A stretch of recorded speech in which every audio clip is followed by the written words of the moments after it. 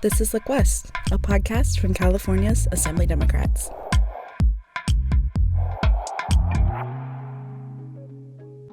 Hi, I'm Brandon Goebel with Look West. This episode deals with gun violence and mass shootings and the efforts to stop it. This issue hit very close to us recently. Our coworker and one of the Look West podcast producers, Henry Lowe, is from Monterey Park, the community where a gunman killed 11 people back in January. We worked together to produce this episode. Henry went with me to the place where the shooting happened to talk a bit about what that was like and how the community is coping. I'm here with Henry Lowe, former mayor of Monterey Park, and we're currently located just outside of the ballroom dance studio where a gunman opened fire, killing 11 people and injuring 9 others that were celebrating Lunar New Year in January of this year. Henry, if you don't mind telling us, what were your first reactions when you heard the news? Yes, thank you, Brandon.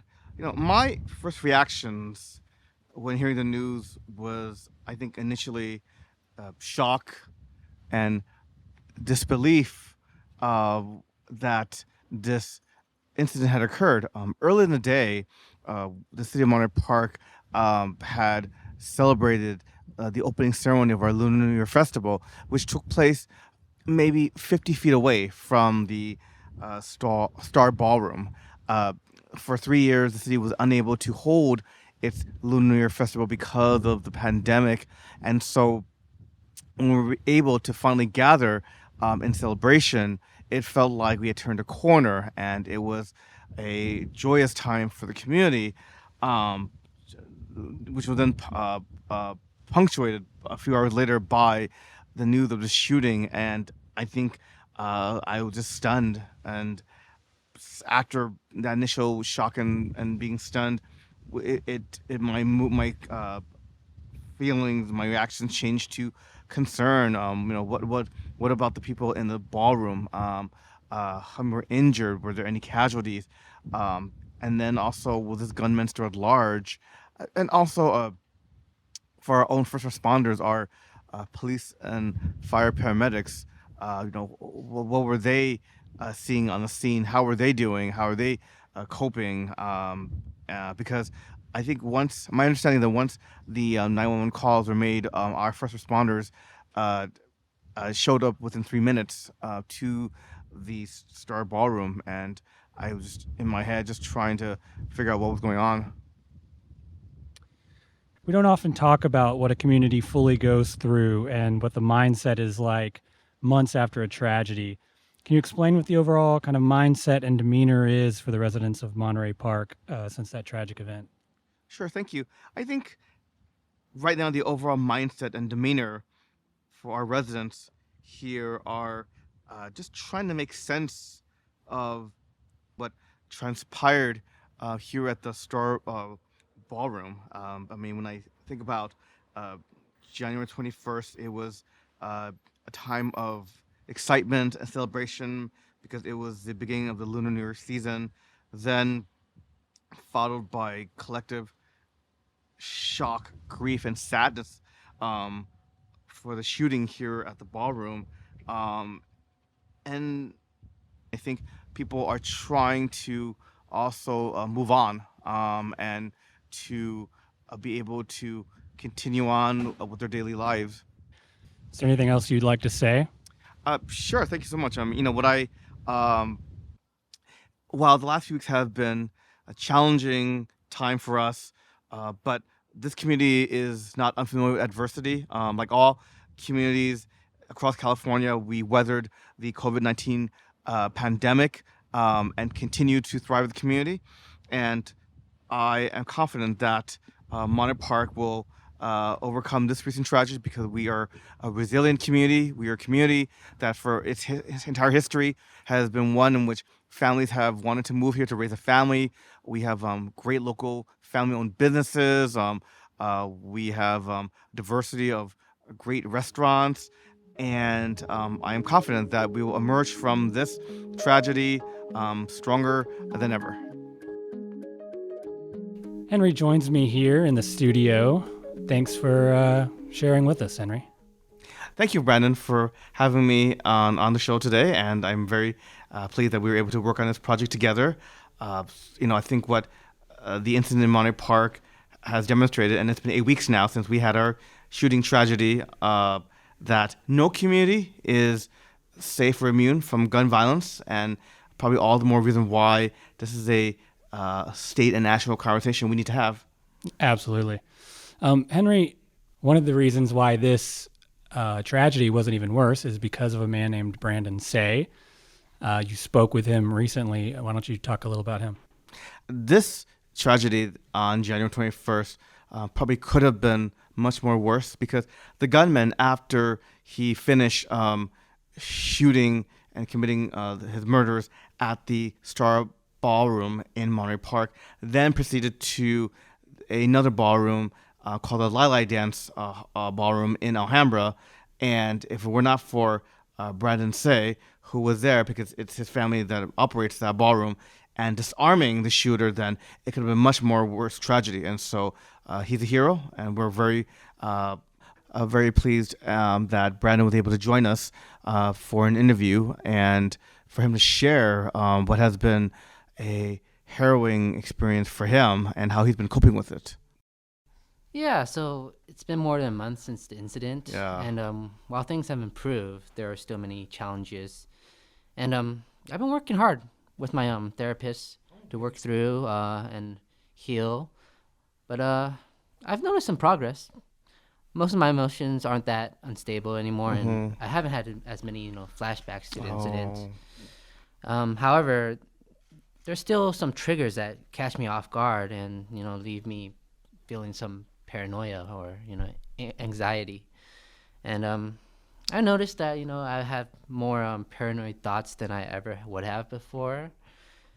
Some days it feels like I'm taking 2 steps back, and despite this, I'm determined to try to move forward and continue to seek out help. While it hasn't been easy, I know that healing takes time, and with the support of the community, I'm committed to taking this one day at a time. Good. I'm glad to hear that. I mean, I think that as much as we celebrate and honor your bravery and your heroism, but as you brought up, it is important that we take care of ourselves. Self-care is very important, and so it sounds like you're doing that, and that you also have the support of your family and those in the community who want to make sure that you're doing okay. I think that for a lot of us and who live in the community, there's still questions about safety, about public spaces, and I'm sure you've been asked, given your experience as well. And so, should people be concerned about going again to public spaces like ballrooms or other places to gather? Well, in light of the Half Moon Bay and Monterey Park shootings, I'm thinking it's natural for community to have concerns about safety in similar public spaces.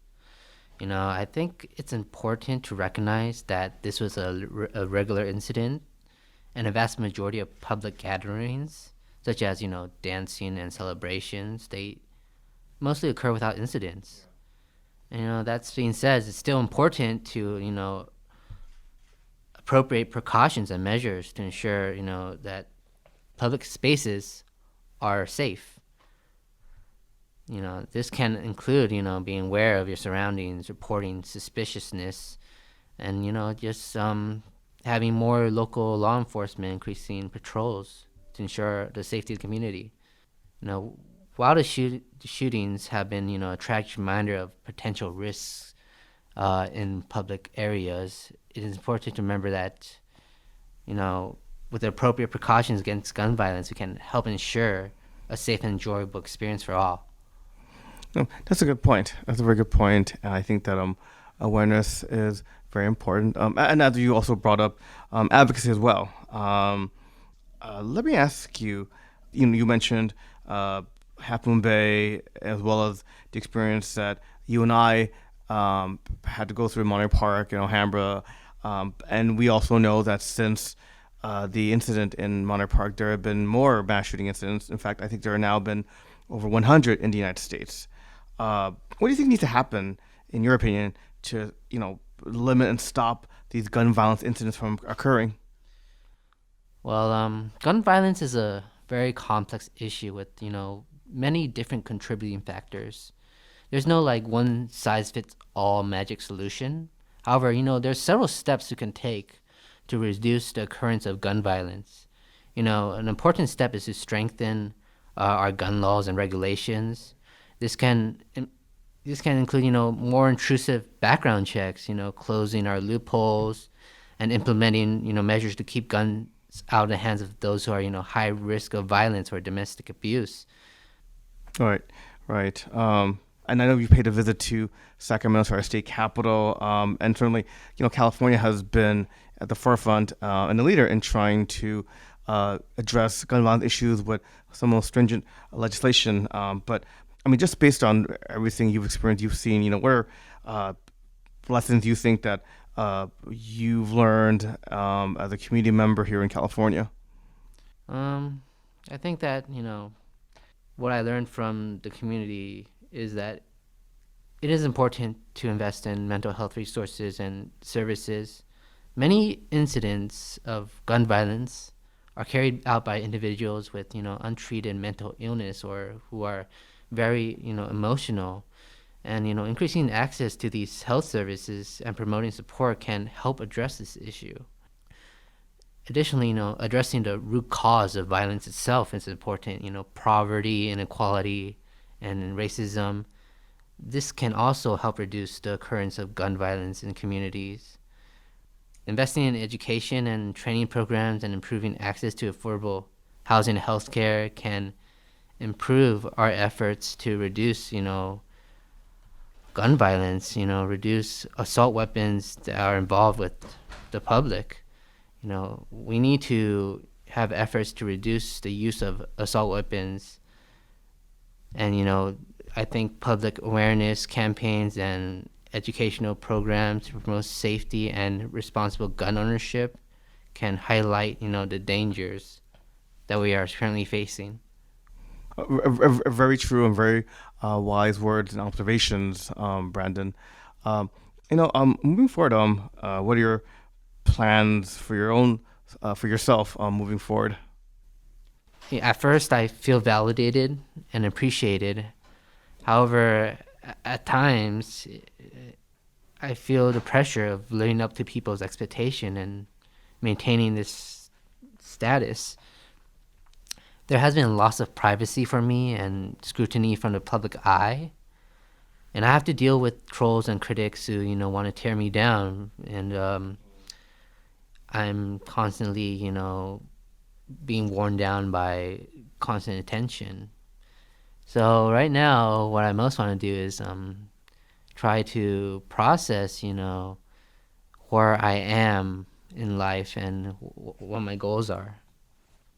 We thank you for your candor about how you've been processing the last few weeks. And I think that as much as, we've praised you, and certainly the community is very grateful for all that you've done. But, at the end of the day, you have your own personal wellness needs. And I think we need to respect that and make sure that, we support you as well. And so, Brandon, thank you so much for joining us today on Look West. Thank you. I appreciate you inviting me here on the talk show. Brandon Say truly is a hero, and it was so nice for him to be a part of this episode. Another person impacted by the shooting in Monterey Park is Assemblymember Mike Fong. Henry, you sat down with him as well. Yes, Brandon, I did sit down with Assemblymember Fong in our studios to ask him how he's been impacted because he, as the assembly member of the 49th District, represents Monterey Park and Alhambra. And he also shared with us responsibility of making sure that his constituents, his community was doing all right, had the resources it needed in processing this tragedy, and also the legislation that he has put forward as a result of the tragedy on January 21st. Welcome, Assemblymember Fong. Thank you so much, Henry and DCO, for having me here today. Today, we are recording an episode about gun violence, and unfortunately, this is an issue which became very close to our home with the shooting incident in Monterey Park on January 21st. And, we just want to ask you to begin, how has it been for you, not just as the representative, but also as a resident, for you, your community, your family? How has it been these past few weeks? When I received the news that Saturday evening of the tragic mass shooting that took the lives of 11 individuals and injuring 9 in Monterey Park and our district in San Gabriel Valley, that news was devastating. But it was even more devastating and tragic that this took place during a time when the community was gathering with family and friends to celebrate the Lunar New Year, of the rabbit, a symbol of hope and peace. And when that hope and peace was shattered in a matter of moments, it personalized everything.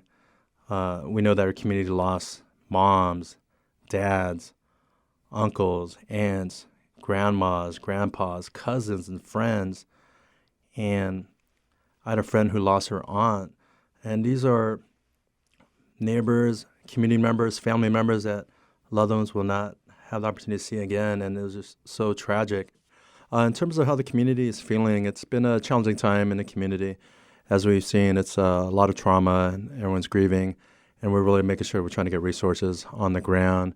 And with the bright light of Brandon Tsai and the resources getting out to the community, I'm very grateful to all the community members for uplifting the families and victims in Monterey Park. It has been a very challenging time for the community. California has been leading the way when it comes to preventing gun violence, but we know that there's still a lot of work to do. And so, tell me more. What have you been doing again in the wake of this recent gun violence incident in our community? In terms of legislation that we've introduced, we have introduced Assembly Bill 732, which will strengthen the process for removing firearms from people who are not allowed to own them. We know that under current law, people who are convicted of a felony must turn in any firearm in their possession. This bill, Assembly Bill 732, would increase the court and prosecuting attorneys' roles in ensuring that guns are confiscated at the time of conviction. It also requires increased coordination between the Department of Justice and local law enforcement agencies in confiscating guns after conviction. I'm also grateful to you and the City of Monterey Park for your support of Assembly Bill 732, and we're going to continue. We know there's a lot more work to be done around legislative issues. In addition, I've also introduced Assembly Bill 733, which would prohibit state and local agencies from selling firearms, firearm parts, ammunition, and body armor. This will ensure that they're not playing a role in putting more deadly weapons on the streets in our communities. And so those are 2 bills that I've introduced this legislative cycle. And I'm also proud to work with my colleagues from the Gun Violence Prevention Working Group, as well as we look at legislation to address this crisis in our state.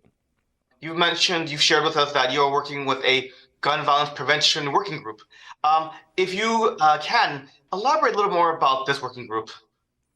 In terms of the work with the Gun Violence Prevention Working Group, it's a working group within the California State Assembly led by Assemblymember Jessica Gabriel, Assemblymember Rebecca Bauer-Cahan, Assemblymember Mike Gibson. A number of members are part of this gun violence prevention working group, and we had a meeting recently to discuss some of the legislation that is proposed this legislative cycle and how we can continue to look at groundbreaking package of gun safety bills that will continue to strengthen prohibitions against ghost guns, restricting the marketing of firearms to minors, to look at additional bills that will continue to serve as a national model for sensible gun safety reforms here in California and across our great state. There are some who would say that, again, California has been a leader in this issue, and that we already have a lot of gun violence-related legislation on the books in terms of prevention. Has it been enough? Great question. California leads the way on gun safety bills, but we know there's still more work to be done. We, as you stated, have experienced mass shootings multiple days apart in various communities across our state and Monterey Park and Half Moon Bay and many communities throughout the state. And we so know that we also need to continue to track federal law, which continues to evolve as the laws of other states as well evolves as well. And we need to continue to look at how we can prevent loopholes in current law that bad actors are looking to exploit. And we need to continue to be vigilant and update state law to keep our communities safe. And we know that we also must continue to do more to enforce the laws that we have passed And we also must look at how we can increase funding to educate Californians about the life-saving tools that we already have, like gun violence restraining orders, also known as the red flag law. Under the red flag law, individuals who are concerned that their family member, roommate, co-worker, or friend may harm themselves or somebody else may contact law enforcement, who can and may seek a restraining order prohibiting those individuals from owning firearms. But we also know that these tools only work when people know how to use them. So education must be done in multiple languages, really make sure we get this information out in multiple languages and in language, and working with our ethnic media to really make sure that this information is presented out in all communities. And that is why I have also submitted a budget request for $5 million to expand our current education efforts around the red flag law here in California.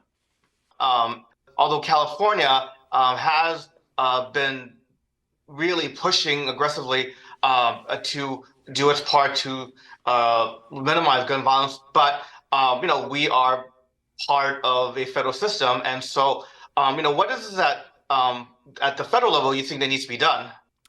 Thank you so much, Henry, for that great question. We need to continue to track the legislation at the federal level to make sure that our state laws respond to the federal court rulings. We need to continue to advocate our issues with our federal partners, whether it's the president, whether it's Congress, the Senate, and to really make sure that we're continuing to amplify the importance of gun safety laws to prevent gun violence that is impacting our state, impacting our country. And so we know that California still leads the way in preventing gun violence. California is proud to be on the front lines of the fight against gun violence with some of the strongest gun safety laws in the nation. But we also know that we need to do more. California ranked 44th in terms of its gun death rate, with a rate 37% lower than the national average. So the results of our policy decisions are clear. We know that strong gun laws work to decrease gun violence, but there's a lot more work to be done. So there's a lot then that the rest of the nation can learn from California's example. Isn't that right? Absolutely. California is a leader when it comes to preventing gun violence.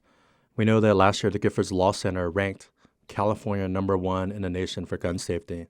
And although California has the #1 ranking for gun safety, with the recent shootings at Monterey Park, Half Moon Bay, and gun violence affecting many of our communities throughout the state, we know that there's a lot more work to be done. And we know with a strong package of gun violence prevention bills introduced this legislative session, California will continue to serve as a national model for sensible gun safety reforms. Thank you so much. Assemblymember Mike Fong with the 49th District. Thank you so much, Henry and DCO. Keep up the great work. Our thanks to Assemblymember Fong for talking with us. Assemblymember Fong mentioned the gun violence prevention working group made up of several Assembly Democrats. One of the most outspoken members is Assemblymember Mike Gibson. Henry, you also spoke with Assemblymember Gibson in our studios. Yes, that's right. We also spoke with Assemblymember Gibson, and he shared why this is such a personal issue for him, and also why that he has been steadfast in addressing gun violence through numerous legislation during his time in the Assembly. Assemblymember, how are you doing today? I'm doing well. How are you? I'm doing well, and thanks so much for joining us today for today's pod episode about gun violence legislation. Tell us, why is this issue so important to you personally? It's very personal to me. I mean, one whose son was and his fiance was both in a drive-by shooting. I want to pause for a moment, and someone would say the Assembly member's son and the son's fiance involved in a drive-by shooting. Did they live? Yes, both of them lived. My son was shot twice in the back, and his fiance was shot in the leg. Gary, who's 52 years old at the time, was killed in his car. And a gentleman who was working on his car was shot in the head. So 3 people survived, and there was one person, a father of 3, who lost his life in that drive-by shooting. And I say that because no one is immune. Even a member of the California legislature, someone who was a former police officer, no one is immune from gun violence. And so I take this very personal. I've been involved in sensible gun legislation since I've been elected to the legislature in 2014. We have a proliferation of guns on our streets. We have mass murders, shootings taking place, literally almost daily somewhere around the country. And we have to do everything we can in this space to reduce the amount of people who have access. It has nothing to do with the Second Amendment, but we have to do everything we can in a very thoughtful and a balanced way. That's the reason why Assembly Bill 1089 is so important to me. When I authored ghost legislation last year and the governor signed those bills into law, there's a loophole, and I want to close the loophole, and Assembly Bill 1089 closed that loophole. And tell us more why this legislation is also so important and needed right now in California. Well, it's needed. You look at what just happened in Monterey Park.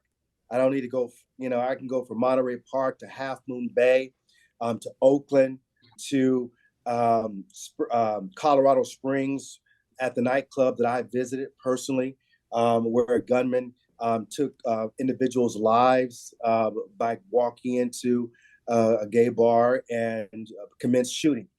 We want to prevent those kinds of things from happening. Our churches, our synagogues, our places of worship, our nightclubs, our recreational dance halls, our schools. We have people who are targeting the people who will go to those places and use weapons of mass destruction to take their lives away. And so we have to do everything that we can in a very thoughtful way, an aggressive way, to restrict these kinds of situations from taking place, not only in the state of California, but also in this country. Let me ask you, what else do you think needs to be done? I mean, there are those who will say that California already has a lot of gun-related legislation passed over the years. Is it enough? Is it enough? Is it enough? It is not enough. We have not reached the point in our legislative history where gun violence doesn't exist. And I believe once we reach the mountaintop, when we reach the point where we don't have to listen to the news or read it in the newspaper or breaking news where someone has lost their lives due to gun violence, when we've reached that point, then I would say enough is enough legislation. But we have not reached that point. We still need to go further.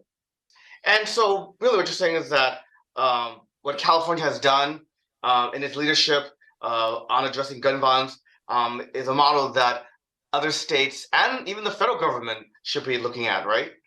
Absolutely. Again, California leads the way from all other states in the union. And that's sad, but it's also gratifying for me that we lead the way.